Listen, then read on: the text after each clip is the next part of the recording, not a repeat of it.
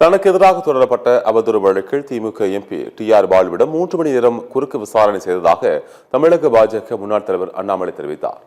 சென்னை சைதாப்பேட்டை நீதிமன்றத்தில் தொடரப்பட்ட அவதூறு வழக்கில் திமுக எம்பி டி.ஆர். பாலு மற்றும் தமிழக பாஜக முன்னாள் தலைவர் அண்ணாமலை ஆகிய இருவரும் ஆஜராகினர். இதில் இருவரும் மாறி மாறி குறுக்கு விசாரணை நடத்தியதாக தகவல் வெளியானது.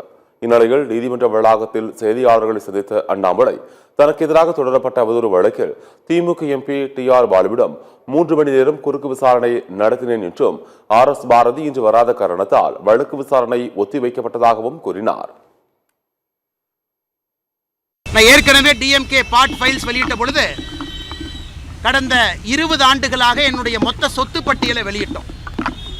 இந்த முறை டி.ஆர். பாலு அவர்கள் மீது தொடுக்கக்கூடிய அவதூறு வழக்கின் பொழுது நானும் என்னுடைய மனைவியும் நான் அரசியலுக்கு வந்த பிறகு வாங்கிய சொத்துக்கள் ஏதாவது இருந்தால் ஒரு விவசாய நிலம் வாங்கியிருக்கிறோம்.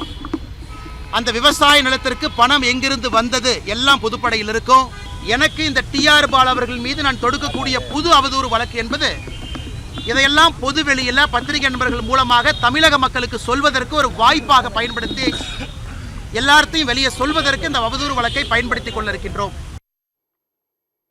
மேலும் இந்த வழக்கு விசாரணைகள் தான் மத்திய அமைச்சராக இருந்தபோது அதிகாரத்தை தவறாக பயன்படுத்தி 10 மீன்பிடி கப்பல்களை வாங்கியதாக மு.க. அழகிரி தகவல் தெரியாமல் பேசியுள்ளதாக டி.ஆர். பாலு தரப்பு தெரிவித்ததாக கூறப்படுகிறது.